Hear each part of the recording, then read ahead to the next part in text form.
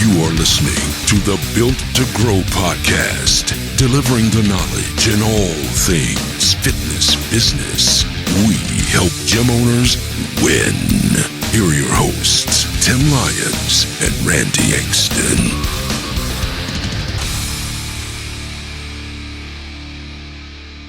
All right, welcome back to the Built to Grow podcast. I'm your host, Tim Lyons, in studio, Scottsdale, Arizona, joined by the godfather of gratitude, Randy Engston. What's up, buddy?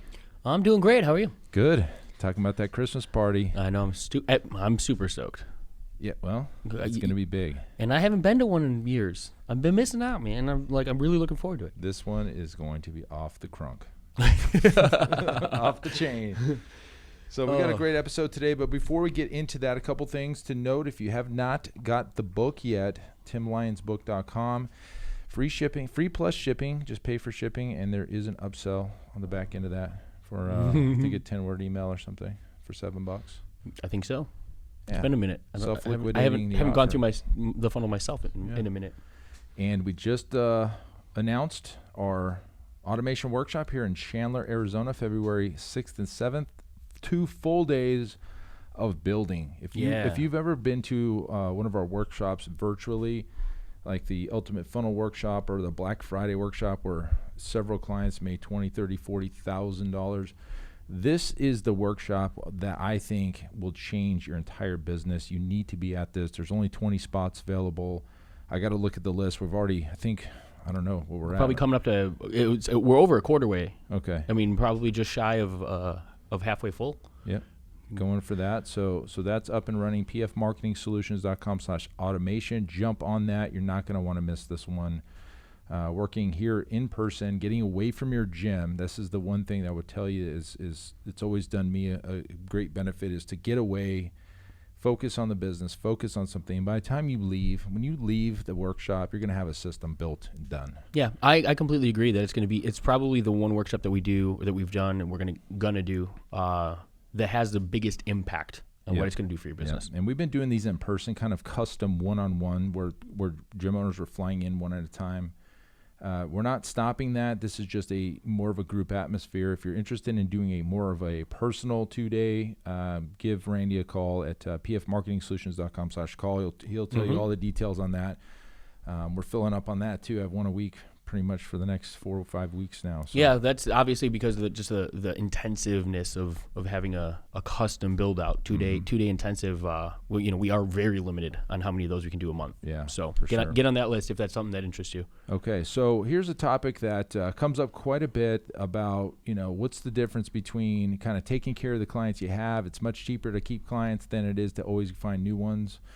And we're going to talk about gratitude in this one, because it's as important as anything else. A lot of times I think as gym owners we get kind of like our eye off the ball, where we're like, oh, well, we got these clients, it's time to always look for new. And I'm really thinking that's a mistake, because without the clients you have, what do you really have? I always tell our coaches here in our team meetings and stuff, we need our clients. Sure. Without our clients, number one, the bills don't get paid. But number two, we're going to have a room full of equipment and we're just going to be looking at each other with nothing to do. Like, what are we really doing here? Absolutely. Yeah, and I don't even know if it's just gym owners. I think it's business. Sales is such a big aspect, new business to grow. Yes. The whole reason that we have, a lot of why we have this podcast is for growth. But at the end of the day, once you have them, you have to nurture them. You have to make them happy. You have to keep them. Like, that's the other half of the coin. Well, you made a good point right there. You said sales is almost like a department in almost every business or company you have. You have the sales department, marketing department. Where's the customer love department? It doesn't exist. There's some companies that do for well. sure. Yeah, Southwest Airlines, right? Like, there are companies that go above and beyond with customer care, and all the time, all you hear is positive reviews from about those companies. Yep. You don't hear the negative stuff that I'm sure is happening with them, as every company. But they're jumping on it and they're taking care of it at the time.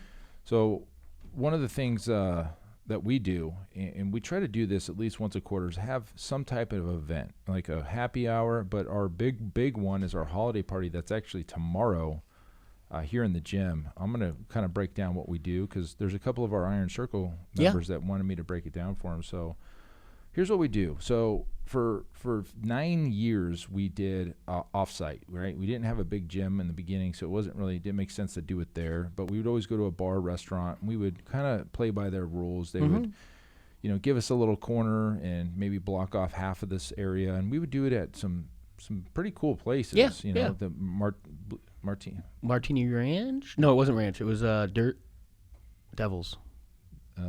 Which one was it? Devil's Martini?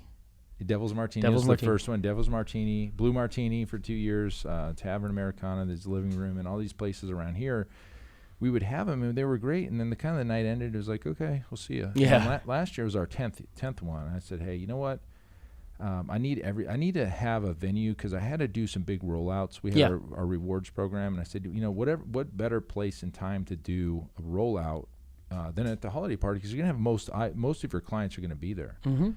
And so we did it big. So we had a red carpet. We had open bar. Hired a bartender. We got bought all the booze, open bar. So we catered it. We had tables and chairs, and everybody had a nice dinner. I did a little speech, did the presentation, and then we kind of the rest of the night we had casino. We hired a casino team, so we had like 4 blackjack tables and roulette and craps, and then we did some huge prizes, trips and PlayStations and those hoverboards, and people basically did their Christmas shopping right here at our event, and by the time that thing was over, I had more than I can count people as telling me how grateful they were and how appreciative they were and how no other gym in town's doing this, and my friends are so jealous the gym they go to doesn't do this in their town. And I was like, yeah, well, because I want to take care of our clients. I do. Yeah. And so before the end of the night, when's the next one? Was the questions I was getting. Like, hey, when's the next one? So our next one is tomorrow, guys. If you're listening and any of our clients are listening, it's tomorrow in the gym. There you go. Yeah, it goes back to, I always equate it to, for some reason, the one thing that stands out to me when it comes to new customer acquisition versus customer service is always internet, cable companies. DirecTV. We've mentioned this before, because for some reason the incentives are massive when you come on board, and then month 2 they could care less about keeping. All they care about is the fact that you're locked into a contract and you're going to pay the bill. Yeah, it's unfortunate. That's it. It is that way. And you could shop them. Phone carriers are the same way, right? AT&T, Verizon, they're all pretty much the same. Mm-hmm. But they're always massively front loaded with these incentives, and then the second you come on board, they don't care. Like right. 10 years down the road. I mean, I've been paying the same cell phone company on an auto, I'm out of they have my money, right? Like they essentially have it drafted for years to come if they want. You think they've ever reached out to me, incentivized me, said thank you to anything other than when I came on board? No. Absolutely not. It's strange, right? Because these are big, successful companies. Do they just not have to? I don't think we can play that game as gym owners. I think there's too much competition. Clients don't really want our products. Let's be honest. Yeah, we've talked about that. Yeah, market wants cell phones. They just that's the live and die now. You can't not have your cell phone. But look around. Everybody's texting. Everybody's scrolling. Everybody's on Facebook and stuff. So, who has a home phone? I don't. Well, I have a home line for the alarm system, but that's. Yeah. Do you even have a phone plugged into No. a jet? Yeah, exactly. No. But yeah, so they can maybe get away with that. Sure. Maybe. Sure. But gyms, we can't play in that game. We have to keep the clients we have, because as we go into 2020 now, there's more competition popping up. There's more and more things happening. There's more non-gym competition. There's the Mirror. You seen the Mirror? Yeah, the Mirror. Yep. How about it? The Mirror is if you haven't seen these commercials, and this has been out for maybe 2 years now. I've been introduced to it for at least 2 years. It's basically a mirror that serves as a mirror when it's off, but when it's on, a little image of a personal trainer takes you through your workout right there. They don't have to go anywhere. I remember our buddy Dimitri at the Fit Pro Summit was blown away. He actually stopped. We were all having drinks and networking after the event, and we're in that bar area, and it came on as a commercial, and he's blown away. He's from Toronto, so maybe they just don't market there as much or something, but he was blown away. He stopped everybody and he filmed the commercial. He was like, I cannot believe this is the direction fitness is going. It is. Yeah, absolutely. And so that's competition. It is. Peloton, that's competition to the gym industry. It just really is. Mm-hmm. So you've got clients in your gym right now. You better do whatever you can to keep those clients around, because they're going to start finding other things to do if you don't, right? If you don't take care of them.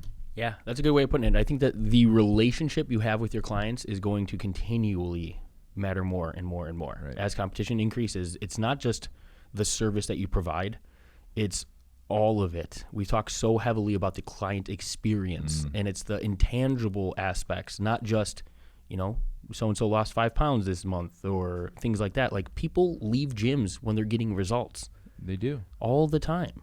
And it's the things that aren't necessarily equated to a result that create the reason that they want to be there. The experience, yeah. Mm-hmm.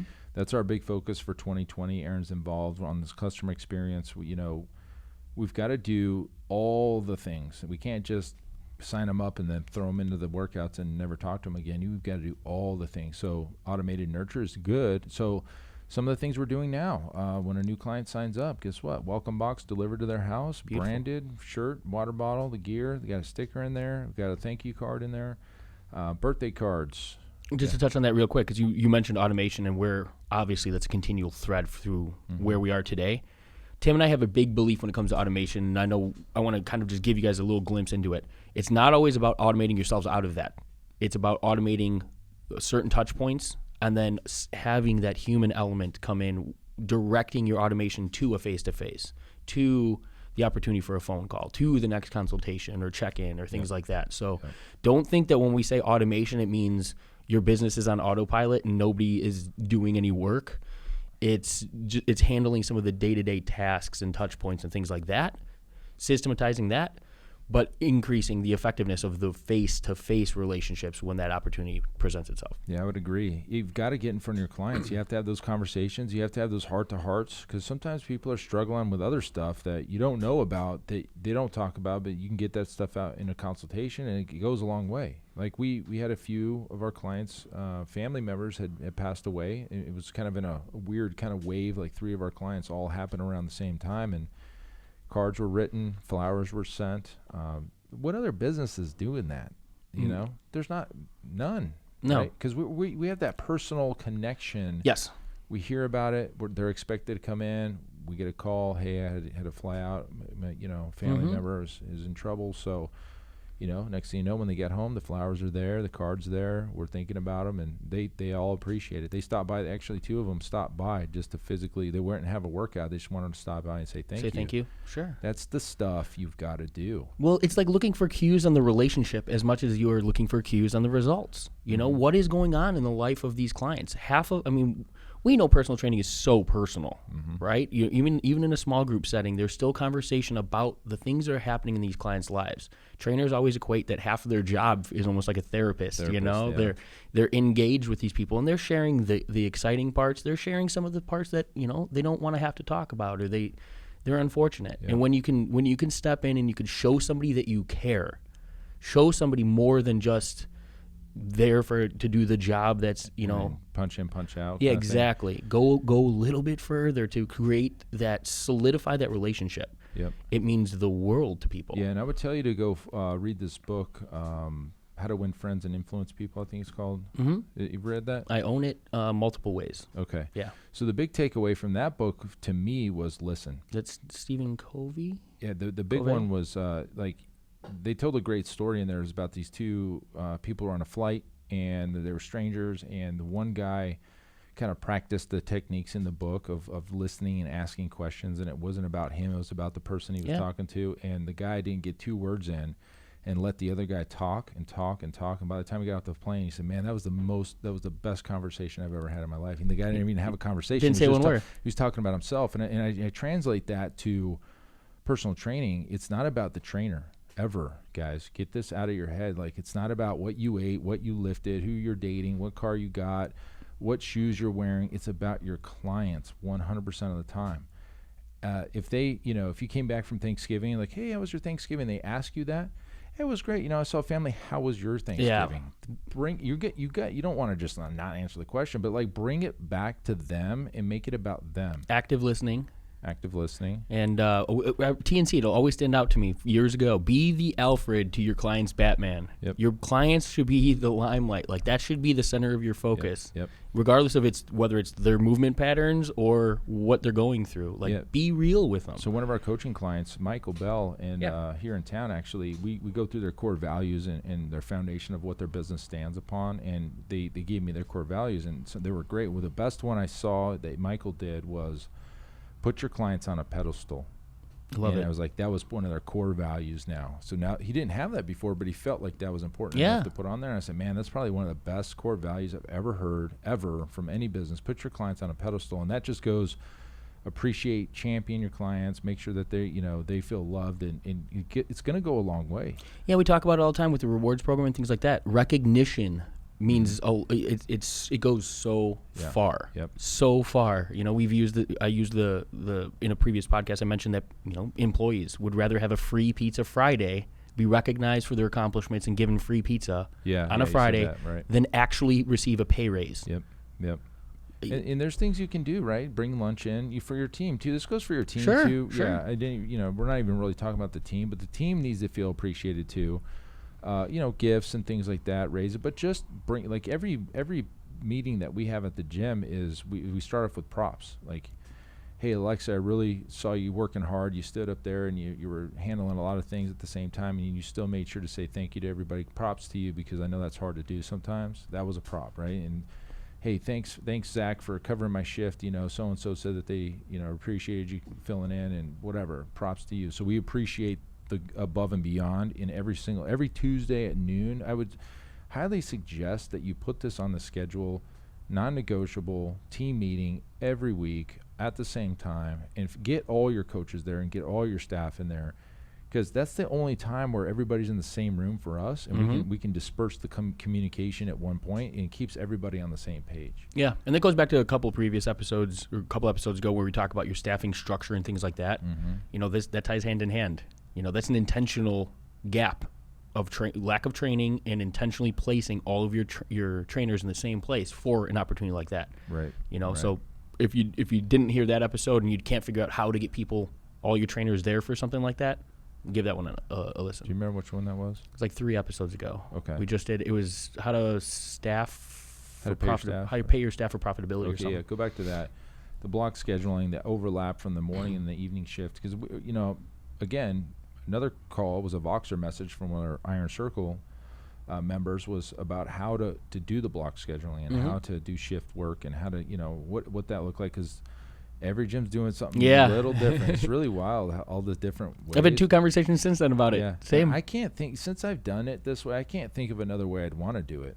Just works. Yeah, like if you were to look at a good, better, best situation, I mean, like, this seems like the best option of everything that we've come across. We create careers for these coaches. They've got some growth in there. There's a lot of cool things you can do with this. And then you got utility players on the team. So yeah, go back and listen to that one. That's a one for anybody who's trying to figure out staffing plans and how to pay and all that fun stuff. How about it? But back to gratitude.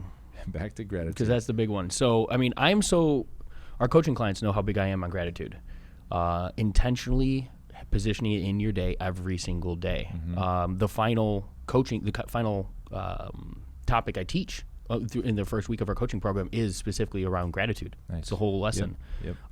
Something I've been studying a lot lately, and I love the mental aspect and how it physically affects our bodies, and it affects your mental state and things like that. And so gratitude is one of the few emotions that you can actually bring in and stop. Just if you're having a really lousy day, stop and think of what you're grateful for. It's like counting your blessings. We've heard this forever, right? This is one of the things that has a physical effect on the body. When you start to position and changing your thought patterns and put yourself in a place of gratitude, apply the emotion. It's not just thinking of the things. And here's where the power of it comes in. When you think of something that you're grateful for, and then you stop and you intentionally apply the emotion that you have to that individual, to that position in life, to that job, to that whatever it may be, that's where your body now has a physical response. Dopamine, serotonin. Now your cells in your body are actually in a greater place, in a place of positivity. Right. Your reduction of stress. All of these things start to take place because it started with a thought. Because you have to physically stop yourself from having a crap day. Life happens, man. I mean, like, we all have down days. Like, it is inevitable. You know, external influence all of the time thrown in front of us, and we don't always have the luxury of having that wall up and being able to solidify our mental state. So when you find yourself already there, stop. Take 10 minutes. 10 minutes of your day. Literally, you know, I teach it as part of the meditation that I recommend or that I really enjoy. That's one of the one of the 5 minutes of a 20-minute meditation is specifically putting yourself in a place of gratitude. Yeah. And to a place where the emotions that you're feeling should put a smile on your face, you know, like that goofy, shit-eating grin that like you can't get off your face, you know? Right. Or some of it might even put you into tears. Like, you should literally feel how grateful you are for that amazing thing that you have in your life, and then your rest of your day will follow. I mean, to the point where I have friends that literally go through today. I don't have to talk to them for months on end. If they have a bad day, they'll text me randomly, and I'll just get 3 things they're grateful for. Nice. And to this day. That's the way they do it. Yep. Cool. Yep. Yeah, that's the power of thought, right? Yeah, absolutely. You know, and I've got that app on my phone now that I showed you the other day. That's pretty cool. The daily affirmations. Yeah. Sure. So you'll have to hold it down for like 10 seconds, and then it'll buzz. So you read it, and then you have to say it, and then you have to think it. So there you go. It's like a thing. It's an app. It's a free app. I don't remember. I think it's called Daily Affirmations. But that's the whole benefit of an affirmation. So affirmations aren't just seeing something and saying it, right? So the reason that they're forcing time is so that you have to place yourself in that emotional, tie the emotion to the mental state. That's where the power of these things come into play.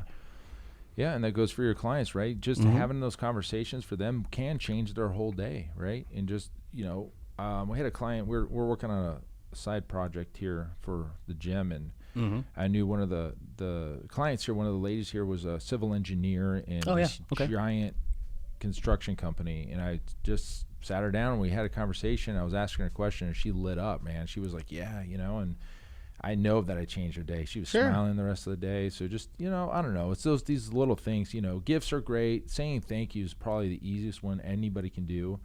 Smile. Yeah. Say their name. Their name is the number one name they want to hear, right? So whatever. So that, doing the holiday party, showing them great, telling them they're great. Like, there's all these things. You have to do it.